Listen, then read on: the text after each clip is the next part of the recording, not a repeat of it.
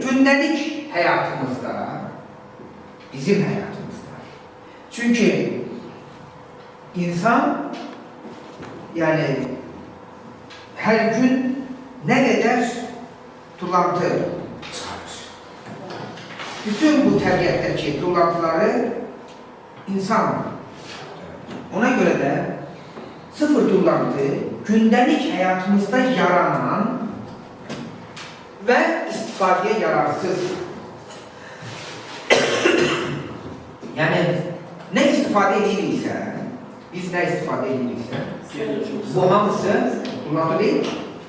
Yemek yeyilir, geyim istifade edilir, maşın sürülür, ne bileyim, hansısa bir yerleri gezilir. Bu məqamda yani bizim gördüğümüz işlerin hamısı tullantı əlaqəli değil. Tullantı odur ki, istifadeye yararsızdır. Geyim, deyək ki, cırlı veya köhnəli veya artıq geyinməsi vəziyyətli değil, biz onu neyini atırıq. Bu istifadeye yararsız olduğu için tullantıdır. Tullantılar hansı növlərdə olurlar? Bərk, maye və qaz növlərində olurlar. Bərk tullantılara biz nələri deyə bilərik? Variantlar deyək. Gəlin bir burada lövhənin qarışdırmağıdır. Yaza da bilərik. Variantlar deyək. Bərk tullantılara nələr ayrıla bilər? Aha. Hər biriniz bir soruşursunuz. Neydi? Meyve. Meyvenin qalıqlarına sən bərk tullantı deyirsən. Aha. Plastik qablar, yoldaşın deyir ki, plastik qablar, şüşə olanlar, dəmir olanlar, sonra məsələn, deyilməyənlərə nə deyə bilərik? Oduncaqlar, yəni odun parçaları, necə? Oyuncaqlar, aha.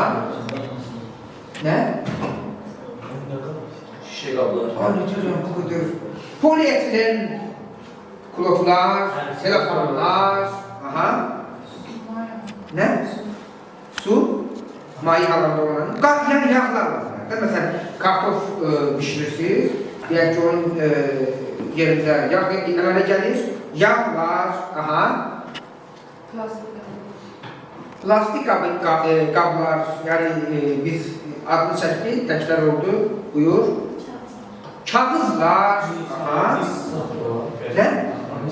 Taxta qalıqları, sonra parket hissələri və ya deyək ki, digər hissələr. Nə? Kutular, bəli, kutular, müxtəlif kutular ki, artıq onlar gəlin önümüzü alışlayaq.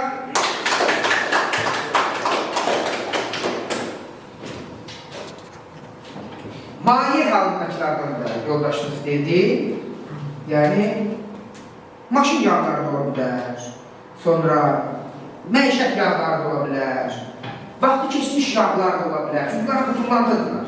Biz onları ne edirik? İstifadeye yararsızdır ve biz onları istifade edirik. Ve gaz halındalar ki maşınların tüstüsü, sigaretin tüstüsü, zavutların tüstüsü, yani müxtəlif deməli havaya bırakılan bir qabları deyə bilərik. Harada olur? Məişətdə. Məişət yəni evimizdə və ya heyvan saxladığımız yerlərdə. Texnikada, maşınlarda, nə bilim, zavodlarda, təbiətdə istər-istəməz hər hansı bir heyvan ölür. Və ya, məsələn, deyək ki, bir fəsadlar əmələ gəlir, sel olur, daşqın olur, istehsalat, yəni bayaq dediyimiz kimi zavod. Buradan qalıqların nasıl buradan çıxır? Evdən çıxır, maşından çıxır, təbiətdən çıxır və istehsalatdan çıxır. Bu hissəsi bizim tullantını anlamamız üçündür. Amma sıfır hissəsi düzgün idarə olunması. Yəni, biz nə etməliyik? Tullantıların düzgün idarə olunmasını, yəni, hər kəs özü və eləcə də cəmiyyət. Onların ətraf mühitə mənfi təsirlərinin minimuma endirilməsi. Tullantılar əslində mənfi təsir göstərir, düzdür, təbiətə mənfi təsir göstərir. Biz nə istəyirik? İstəyirik ki, onun təsiri minimuma ensin. Minimum haradır? Sıfır. Sıfıra gedir. Amma bacaracağıq, bacarmayacaq. Bunu biz bir yerdə görəcəyik. Və bu, ola bilər ki, sıfıra düşməsin. Ola bilsin ki, 50% olsun. Ola bilər 70 olsun. Ola bilər 30 olsun. Mesela sual verə bilərsiniz ki, dünyada elə bir yer varmı ki, məkan varmı ki, o, deyək ki, sıfır tullantı şəhəri və ya kəndi olsun. Əlbəttə. Məsələn, Yaponiyanın kəndləri var ki, oradan tullantı çıxmır. Tullantısız kəndlərdir. Oranın insanları o qədər artıq səviyyəyə çıxırlar ki, orada artıq tullantı çıxır. Maşınlar gəlir. Təbiət o zilini görür. Ona görə də, çünki onlar fikirləşirlər, bu ada bizimdir, bu kənd bizimdir, bu təbiət bizimdir. Biz bunu nə qədər çirkləsək, həmin çirk bizim özümüzə geri qayıdacaq. Bumerang effekti verəcək. Getdi, təzdən özümüzə. Xəstəliklər kimi, ətrafımızda görürsünüz insanlar var ki, gənc yaşda xərçəng xəstəsi olurlar, müxtəlif xəstəliklərə tutulurlar. Nə bilim, bağırsaq, mədə, ürək xəstəliklərə tutulurlar. Nədən? Bax, bu tullantıların bizə geri dönməsi məsələsi. Məşhur yazıcı Antoine de Saint-Exupéry'nin Balaca Şahzadə əsəri var. Sizin kitablarınızda var. Herhalde oxumuşsunuz yani. Oxumamışsınızsa götürüb oxuya bilərsiniz.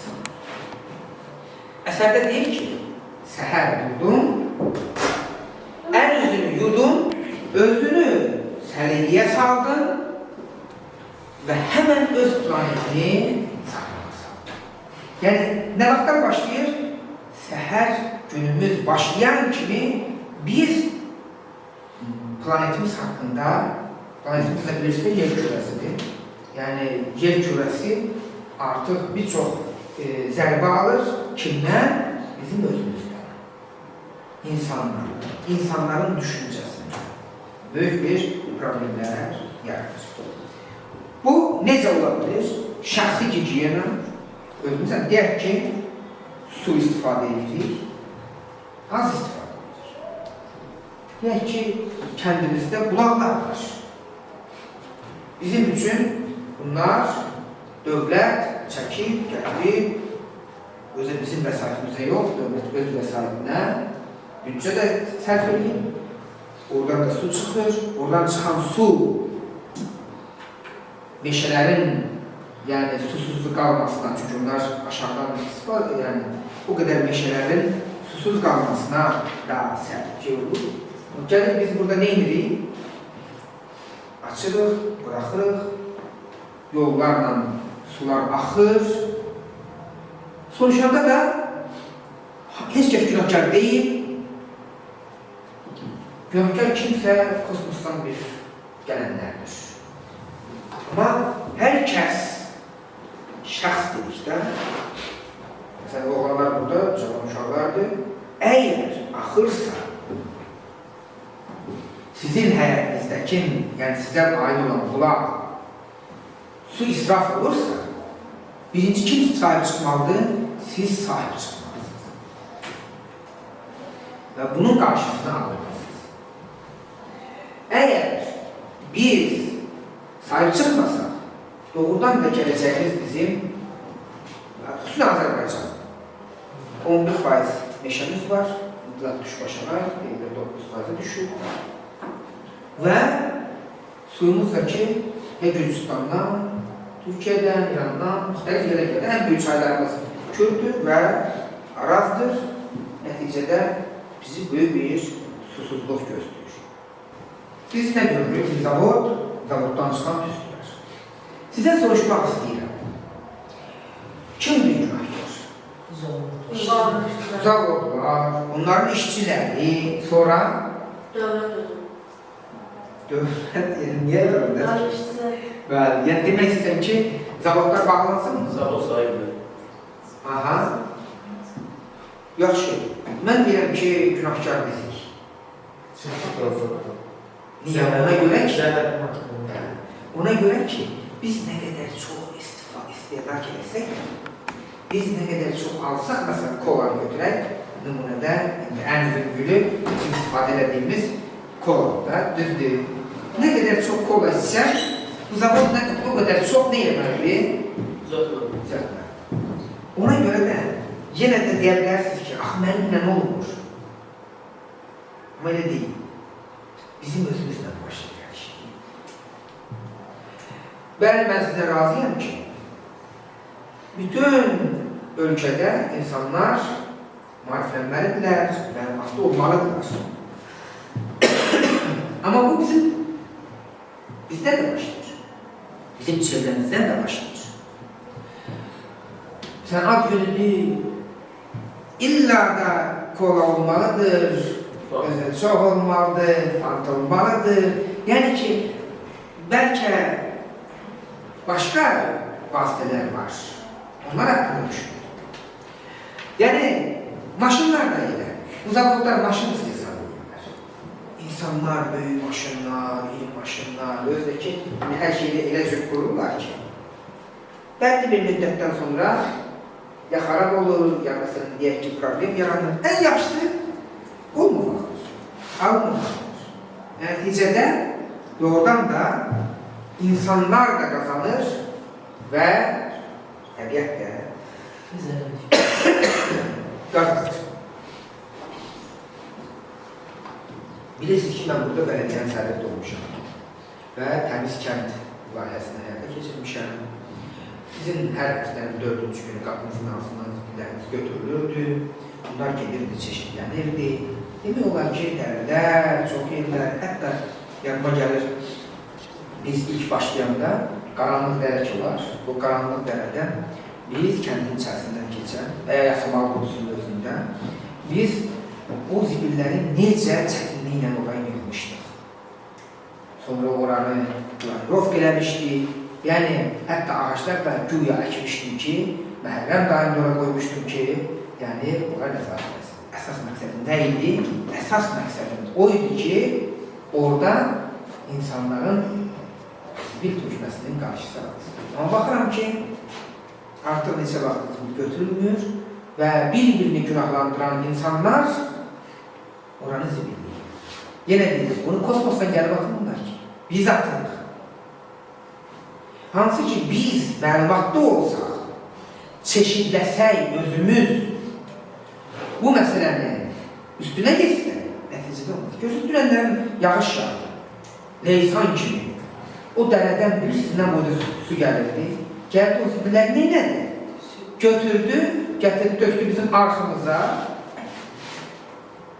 və arxımızla yavaş-yavaş apardı, indi ara-ara töktü, nə verdi, neynədi? Bu da insanlar bu suyu içirlər. İnsanlar, heyvanlar bu suyu içirlər. Bitkilər bu sudan qidalanırlar, düzdürmü? Və buradakı çirkli su nəticədə kimyəvi, digər materiallarla çirklənmiş su nəticədə bizim özümüzə qayıdır. Xəstəliklər əmələ gəlir. Və ətrafımızda təzədən yeni bir istehlak ortaya çıxır.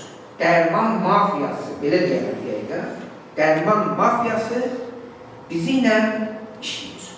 Mən bayaq yoldaşlarınıza da deyirəm, mənim ilk getdiyim ölkə Norveç idi. Mən dünyanın 50-dən çox ölkəsində olmuşam. 350-dən çox şəhərində olmuşam. Hamısında da bu elmlə, mədəniyyətlə bağlı məsələlər məqalədir. Yəni, alverə, bazarlığa, ona buna getməmişim. Yəni, ancaq mədəni və ilmi məsələlər məqalələr bu şəhərləri gəzmişim. Norveçdə fiyortlar var ki, siz onları filmlərdən bəlkə görürsünüz. Fiyortlar var ki, inanın, baxırsınız, insan təbiətdən ləzzət alır. Niyə? Çünki insanlar anlayırlar, başa düşürlər ki, bura necə olmalıdır? Təmiz saxlanmalıdır. Bizim buradakı təbiətimiz, bəli, ola bilər yayda, payızda, tamamilə fərqli bir görüntü alır. Amma dəxli yoxdur. Bəzən biz baxırıq, bizim meşələrimiz yoxdur. Niyə? Çünki biz özümüz onları əvvəzində nəyisə yeniləməmişik. Təbiətdən almışıq, amma onun yerini yeniləməmişik. Nəticədə bu böyük bir problemdir. Mən nə elədim? Bizim o tərəkəmə yurda vuran yer ki var, orada meşə ağaçları, göylüş ağaçlarını bəlkə eşitdiniz var. Göylüş ağaçlarından biz oraya əkdik. Amma qulluq olunmalı ki, o ağaçlar meşə halına gəlib çıxsınlar. Sabah insanlar gəlib həmin o meşələrdə, siz elə bilməyin ki, bu televizorla ki, qalsın, hay yuxarı aşırın var. Oradakı ağaçlar var. O ağaçlar elə özləri çıxırlar. Yox, o ağaçların əksəriyyətini bizim ümumilli lider Heydər Əliyevin qardaşı vardı, Həsən Əliyev. Düşmüşdü, bütün ölkənin hər yerində gücdə vardı, ağaçları əkdirmişdilər. Amma indi bir də görürük ki, kimsə atır, yandırır, nəticədə nə olur? O əkilən meşəliklər də yoxa çıxırlar. Yəni, deyə bilərsiniz ki, bəlkə hər hansı bir aksiya keçirir və ya aksiyanın səbəbkarı siz olmalısınız, gənclər olmalı, layihələr eləməlisiniz. 15 yaşından sonra Gənclər Fondu gənclərdən layihələr qəbul etməyə başlayır. 15 yaşından sonra. Vəsait də verir ki, siz işlər edərsiniz. Bu cür aksiyalar da edə bilərsiniz ki, nəticədə gəlib beləncə bərbad ağ suyuyla, kanal suyuyla, çay suyuyla qarşılaşmırıq. Belə, yaxşı, təkrar düşündük, düzdür. Deyək ki, ehtiyacımız yoxdur. İndi nə etməliyik? İmtina etməliyik. İmtina etməyə bacarmalıyıq. O, pulumuz kimizə qalsın. Və ya başqa xeyirxah işlərə sərf edir. Elə işlərə sərf edir ki, nəticədə bizdən yadigar qalsın. Məsələn, bu bir kitabdır, düzdür. Bu kitabın üzərində məlumat var. Bu kitab internetdə, müxtəlif yerlərdən axtarsanız, sıfır tullantı məşğələsi qarşınıza çıxacaq. Deyək ki, mənim adımı yazan kimi buradan kitabın özü ortaya çıxacaq. Bu, nə qədər insanlar bunu oxuyacaqlar. Amma biz fikrimizi başqa bir yöndə də eləyə bilərdik və başqa bir yöndə də inkişaf etdirə bilərdik. Biliyimizi, bacarığımızı. Amma insanlara xeyir olsun işin içərisindəyik. Ona görə də siz də deyək ki, imkanlarınızı bu yöndə istifadə edə bilərsiniz. Valideynlərinizi, çünki siz kiçik insanlar deyilsiniz. Baxmayın ki, məktəbdəsiniz. Siz həm də idealları olan, xəyalları olan, fikirləri olan insanlarsınız. Valideynlərinizi də yönləndirə bilərsiniz. Olmaz, bunu belə yox, bu şəkildə eləyək, səviyyətə xeyr olsun. Qənaət. Deməli, imtinadan başqa da qənaət etməyə bacarmalıyıq. Nə dedik? Səhər durduq, biz su istifadə edelim, qənaət etməliyik. Elektrik enerjisi istifadə edelim, qənaət etməliyik. Niyə? Çünki o az istehsal edəsin. O az təhlükə mənbəyi olsun. Ona görə. Və nə edirik? Təkrar emal. Təkrar emal üçün bizim özümüz də bu prosesə qoşulmalıdır. Deməli, belə bir, deyək ki, müəllimə torba elədi ki, yəni, amma siz belə də bir istifadə edə bilərsiniz. 2 təcrübə edəcək. Birinci təcrübə, deməli, sizin öz tullantılarınızı sənədləşdirmək. Ancaq özünüz evdə, deyək ki, kağız istifadə eləmişsiniz, ayrı yığırıq, plastik istifadə eləmişsiniz, ayrı yığırıq, şüşə, ayrı, batareya, baxın, batareyalar heç bir zibillə yanaşa atılmamalı.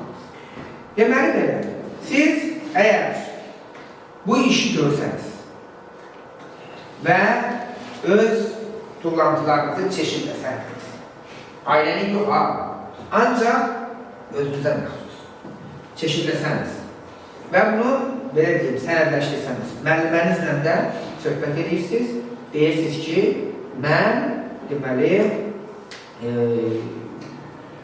bu təcrübəni eləyirəm.